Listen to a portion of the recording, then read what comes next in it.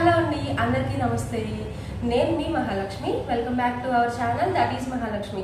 అందరూ ఎలా ఉన్నారండి? నేనైతే చాలా బాగున్నాను. మీరందరూ కూడా బాగుండాలని మనస్ఫూర్తిగా కోరుకుంటున్నా.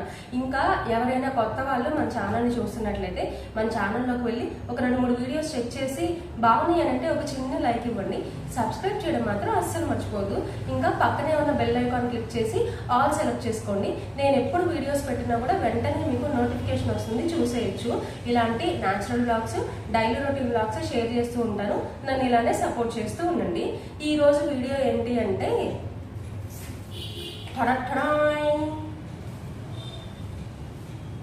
ఇదేంటో తెలుసా? మా ఎంగేజ్మెంట్ ఆల్బమ్ అనమాట. ఈ రోజు ఎందుకు షేర్ చేస్తున్నాను అంటే December 2, 2015లో మా ఎంగేజ్మెంట్ అయింది. సరిగ్గా ఈ రోజే నాకు కూడా ఒక మెమరీ లాగా ఉంటుంది అని చెప్పేసి మీతో షేర్ చేస్తున్నాను అనమాట. ఇందులో చాలా మంది ఉన్నారు. అంటే ఎంగేజ్మెంట్ అంటే మేము ఇద్దరమే ఉంటాం కదా, వచ్చిన చుట్టాలు అందరూ ఉన్నారు. కాకపోతే అందరికీ కనిపించడం ఇష్టం ఉంటుందో లేదో తెలియదు కదా. అలానే ఒక్కొక్కరికి ఫోన్ చేసి నేను ఈరోజు ఏమంటారు ఎంగేజ్మెంట్ ఫొటోస్ షేర్ చేద్దామని అనుకుంటున్నాను. మరి మీకు ఇష్టమా కాదా అని నేను ఒక్కొక్కరికి ఫోన్ చేసి అయితే అడగలేనండి. అందుకని నేను ఎవరిని చూపించను, జస్ట్ మా కపుల్ పిక్స్ మాత్రమే చూపిస్తాను. ఫొటోస్ చూసిన తర్వాత మీరు కామెంట్ చేయండి. అబ్బా నేను బాగున్నానా లేదంటే మా ఆయన బాగున్నాడా అనేది మీరు కామెంట్స్లో చెప్పాలి. మన ఛానల్ ఇది, గుర్తుపెట్టుకొని చెప్పండి అబ్బా ఎవరు బాగున్నారు అనేది. ఓకేనా?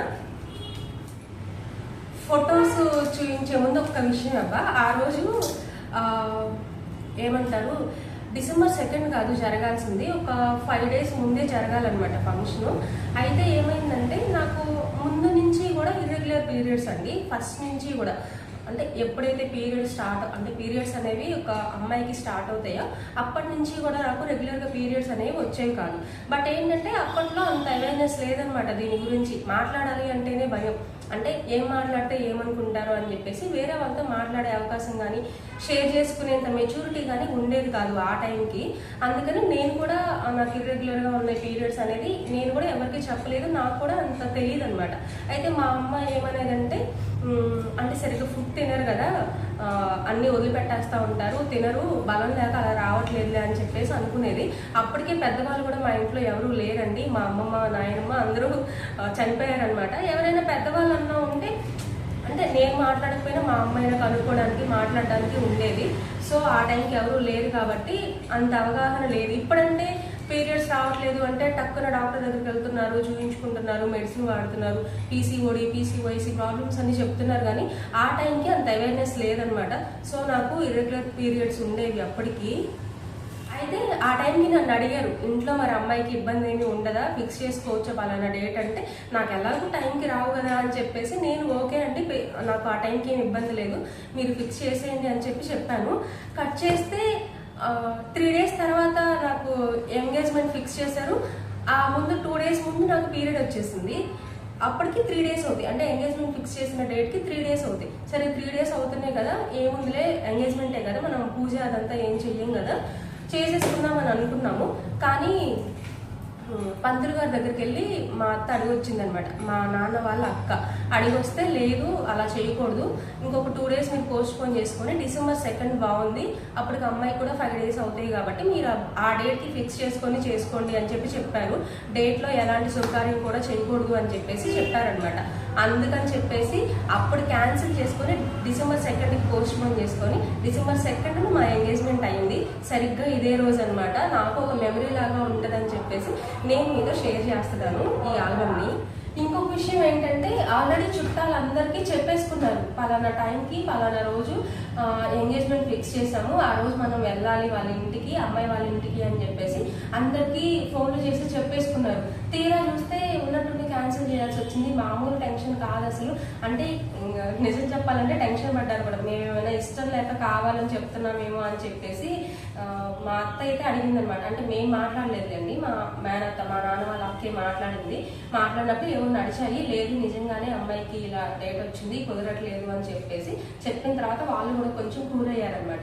ఆ తర్వాత అన్ని మాట్లాడుకుని తర్వాత చేసుకున్నారు. అంతా హ్యాపీగానే జరిగింది.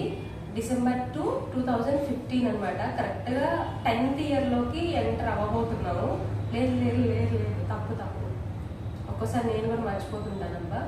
11th yearలోకి enter అవ్వబోతున్నాము.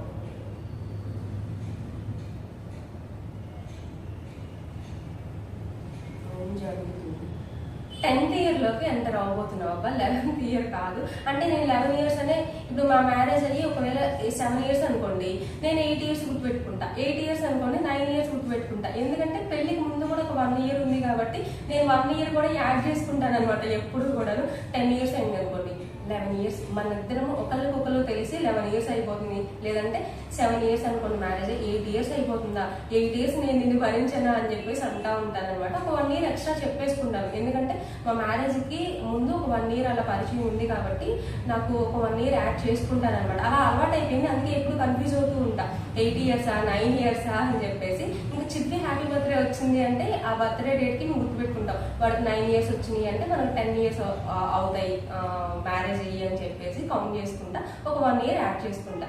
అంటే ఒక్కొక్కసారి నేను కూడా కన్ఫ్యూజ్ అవుతూ ఉంటాను అనమాట. 10th ఇయర్లోకి వెళ్తున్నామా 11th ఇయర్లోకి వెళ్తున్నామా అని చెప్పేసి. ఆ 1 ఇయర్ గ్యాప్ ఉండడం వల్ల కొంచెం అలా కన్ఫ్యూజ్ అవుతూ ఉంటా. అలా హ్యాపీగా ఎంగేజ్మెంట్ అయితే అయిపోయిందండి. చాలా మాట్లాడేసాను అబ్బా, ఇంకా చాలు, ఇంకా ఫొటోస్ చూపిస్తాను రండి. నేను ఫస్ట్ ఏమనుకున్నానంటే ఆల్బంలో పెట్టేసి ఆల్బంలోనే అలానే ఉంచేసి చూద్దామని అనుకున్నాను, కానీ క్లారిటీగా కనపడట్లేదు అనమాట. అర్థం కావట్లేదు ఫొటోస్. అంటే పైన కవర్ ఉంటుంది కదా, ట్రాన్స్పరెంట్ కవరు, ఆ కవర్ వల్ల క్లారిటీగా లేవన్నమాట ఫొటోస్ అన్నీ కూడాను. అందుకని చెప్పేసి లేదు ఇలా వద్దు అని చెప్పేసి మొత్తం కూడా ఫొటోస్ అన్నీ నీట్గా తీసి ఫ్లోర్ మీద పెట్టేసా. ఆ ఫ్లోర్ మీద పెడితే ఏంటంటే అర్థమవుతుంది అనమాట, ఏ ఫోటో ఎక్కడుంది ఎలా ఉంది అనేది నీట్గా అర్థమవుతుంది. అందుకని చెప్పేసి అలా అరేంజ్ చేశాను. ఇద్దండి ఫైనల్గా ఇలా అరేంజ్ చేశాను అనమాట. అంటే ఈజీగా ఉంటుంది చూడడానికి, కానీ అంటే కొంచెం అటు ఇటు షేక్ అవుతూ ఉందనుకోండి, నేను ఏం చూపిస్తున్నాను ఫొటోస్ ఎలా ఉన్నాయి అనేది అర్థం కాదు కదా. అందుకని నీట్గా సర్దేశాను అనమాట. ఫస్ట్ నేను బ్లూ శారీ కట్టుకున్నా అండి. మా ఆయన ఏమో మెరూన్ కలర్ షర్ట్ వేసుకున్నారు. తాంబూలం పెట్టారు కదా, ఫస్ట్ పిక్స్ మీరు చూశారు, అవి ఫస్ట్ తీసిన పిక్స్ అనమాట. ఆ తర్వాత మనకి బట్టలు పెడతారు కదా, మా అత్త వాళ్ళు నాకు, మా అమ్మ వాళ్ళు మా ఆయనకి బట్టలు పెడతారు కదా, అలా బట్టలు పెట్టిన తర్వాత డ్రెస్ చేంజ్ చేసుకున్న తర్వాత ఎక్కువ పిక్స్ దిగాము. బ్లూ శారీతో కానీ మెరూన్ షర్ట్తో కానీ ఎక్కువ పిక్స్ లేవన్నమాట. ఆ రోజు మా ఫీలింగ్స్ ఎలా ఉన్నాయి అని అంటే ఫుల్ నర్వస్ అండి. కాకపోతే మా ఆయన బయటపడతారు, నేను బయటపడను. నేను అన్ని లోపల పెట్టేసుకుంటా అనమాట. అంటే సిగ్గుపడుతున్నాము, నర్వస్ ఫీల్ అవుతున్నాం అంటే చులకనేగా ఏమన్నా అనుకుంటారేమో అని చెప్పేసి నేను మాత్రం ధైర్యంగా ఉన్నట్టే నటిస్తాను. బట్ మా ఆయన ఏంటంటే సిగ్గుపడుతున్నాడు, కొంచెం మొహమాటం ఫీల్ అవుతున్నాడు అనేది అర్థమైపోయిద్ది అనమాట.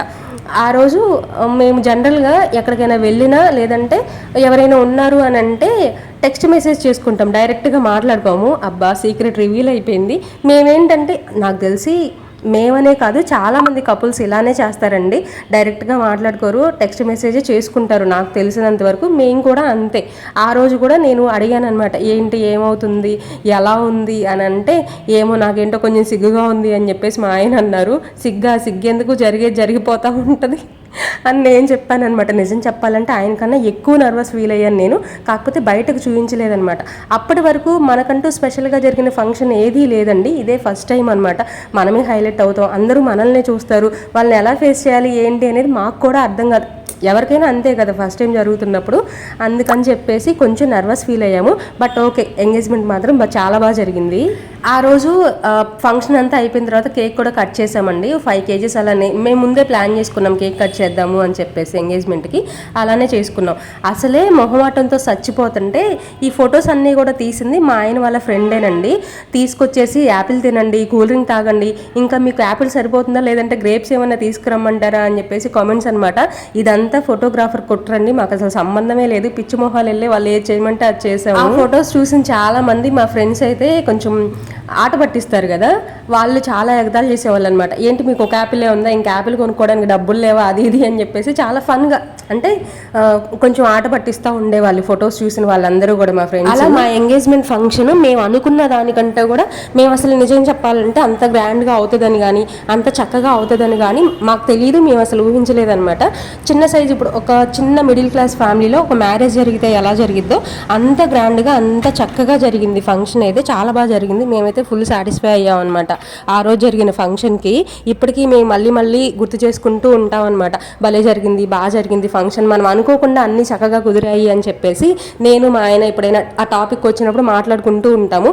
ఇది నా ఎంగేజ్మెంట్ రింగ్ ఫోటో అనమాట. ఈ రింగ్ ఇప్పటికీ నా హ్యాండ్కి ఉంటుంది. ఎంగేజ్మెంట్ ఫొటోస్ ఎలా ఉన్నాయో కామెంట్ చేయండి.